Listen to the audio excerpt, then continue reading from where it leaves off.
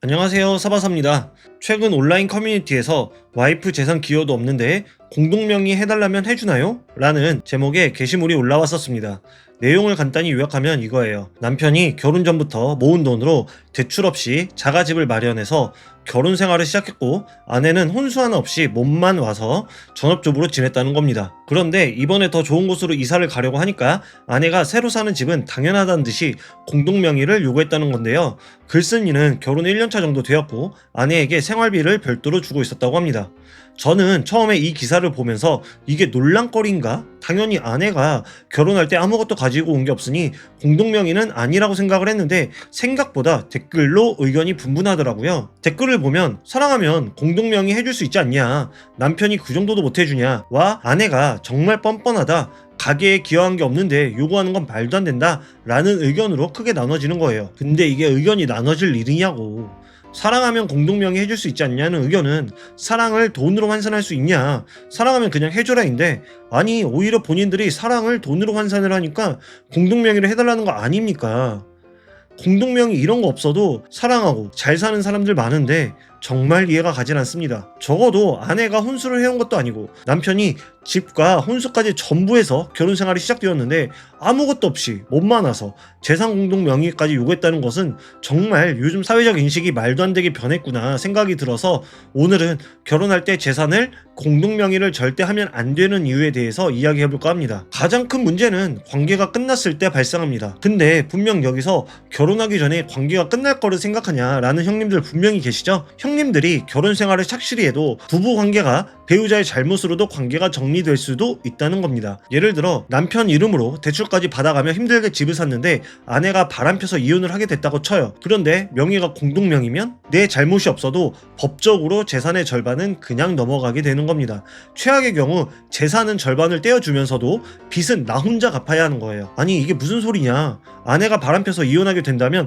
어떻게 재산을 반반 나누냐 라고 하는 형님도 분명 계실 것 같은데, 이혼 시 재산 분할은 이혼 사유가 중요한 게 아니고 기여도에만 초점을 맞춘다는 겁니다. 부부 생활하면서 얼마나 재산에 기여를 했냐만 중점으로 둔다는 거죠.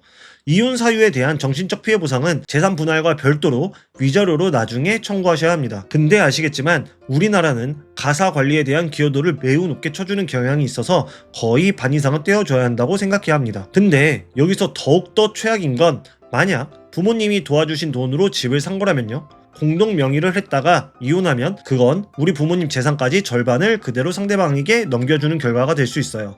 부모님 노후 자금까지 잃을 수 있다는 얘기죠. 그래서 오늘은 결혼할 때 재산을 공동 명의를 절대 하면 안 되는 이유에 대해서 5가지 이야기해 드리겠습니다. 첫 번째로는 불필요한 권력관계가 형성됩니다. 무슨 말이냐면, 처음에는 고마워하던 사람도 시간이 지나면 그게 당연한 자기 권리라고 생각하게 될 수 있습니다. 결혼 생활이 항상 행복하고 좋을 순 없잖아요. 조금이라도 갈등이 생기거나 서로 감정이 나빠질 경우 배우자가 공동 재산을 무기로 이야기가 나올 수 있습니다. 이럴 경우 사소한 다툼도 걷잡을 수 없이 커질 수 있다는 거죠. 재산 문제는 감정 문제와 엮이면 정말 답이 없거든요. 각자의 경제적 독립성을 존중하는 것이 오히려 결혼 생활을 오래 유지하는 비결이 될 수 있습니다. 두 번째로는 재산 분할은 차갑습니다. 법적으로 재산 분할을 할 때 기여도를 따진다고 하죠. 하지만 공동명의를 해주는 순간 이미 내 재산의 50%에 대한 상대방의 기여를 인정하는 거랑 똑같습니다. 나중에 가서 사실 이 돈은 전부 내가 번 돈이고 아내는 가사 노동만 했다라고 주장해봤자 힘이 없다는 거죠. 요즘은 가사 노동의 기여도도 굉장히 높게 쳐주기 때문에 단독 명의일 때보다 훨씬 불리한 위치에서 시작하는 싸움이 될 수밖에 없어요. 애초에 그 빌미를 주지 않는 게 현명한 겁니다. 사랑과 헌신은 돈으로 계산할 수 없지만 법은 모든 걸 돈으로 계산해서 나눈다는 걸 잊으면 안 됩니다. 세 번째는, 진짜 좋은 배우자는 재산을 요구하지 않고 함께 만들어 가자고 합니다. 집과 혼수를 해온 남편에게 재산을 공동명의로 요구하는 사람과 함께 만들어 가자라는 사람, 누가 더 신뢰가 가나요? 정말 남편을 존중하는 배우자는 각자의 재산을 존중하면서 결혼 후 함께 버는 돈으로 공동의 목표를 위해서 저축하고 투자하는 모습을 보여주는 배우자가 진정한 배우자라고 생각합니다. 서류상의 소유권이 아니라 오히려 좋은 집을 준비해온 남편에게 고마워하고 삶을 슬기롭게 헤쳐나가자고 하는 배우자가 진짜 좋은 배우자입니다. 네 번째는 경제활동에 대한 의사결정이 굉장히 번거로워집니다. 단독 명의일 때는 집을 팔거나 담보대출을 받거나 다른 투자를 위해 자금을 활용할 때 혼자서 신속하게 결정할 수 있죠. 하지만 공동 명의는 달라요. 아주 사소한 법률 행위 하나를 하려고 해도 반드시 두 사람의 동의가 모두 필요합니다. 사람 일은 모르는 거잖아요. 나중에 부모님을 모셔야 할 수도 있고 사업상 급하게 큰 돈이 필요할 수도 있어요. 그런데 부동산이 공동 명의로 묶여 있으면 내 마음대로 처분하기 굉장히 어려워진다는 겁니다. 사소한 담보대출 하나를 받으려고 해도 상대방의 동의를 구해야 하죠.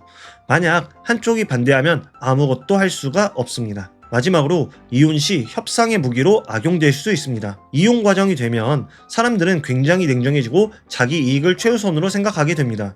이때 공동명의는 상대방을 압박하는 아주 좋은 카드가 될 수 있어요. 예를 들어 재산 분할 외에 다른 조건, 양육권 등 유리한 고지를 차지하기 위해서 재산 처리에 동의해주지 않고 시간을 끄는 거죠. 배우자가 이거 안 해주면 나도 집 파는 거 동의 못해, 이런 식으로 나오면 정말 답이 없어지는 겁니다.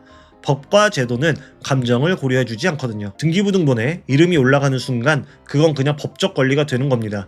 내가 이 사람을 얼마나 사랑했고 얼마나 헌신했는지 재산 분할에서는 거의 고려되지 않아요. 오히려 공동명의를 해줬다는 사실 하나가 모든 걸 압도하는 증거가 되어버리는 거죠.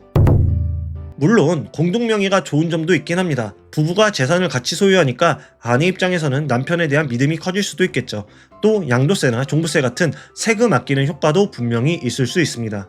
배우자가 먼저 세상을 떠났을 때 상속 절차가 간단해지는 것도 장점 중에 하나예요. 당연히 서로 어느 정도 준비해온 상태에서 시작하거나 서로 같이 노력해서 이룬 거라면 이러한 고민을 할 필요가 없이 당연히 공동명의로 해야 한다고 생각합니다. 하지만 만약에 배우자가 바람이라도 펴서 이혼을 했다면 배우자는 재산분할 받은 돈으로 새로운 남자와 행복하게 다시 시작하면 되지만 남편은 정신적으로 힘든데 재산까지 잃는 굉장히 힘든 상황에 처할 수 있어요. 그래서 이러한 장점 뒤에 가려진 여러 현실적인 문제를 충분히 알고 결정해야 한다는 겁니다. 결혼은 현실이니까요. 형님들은 오늘 이 문제에 대해서 어떻게 생각하시나요?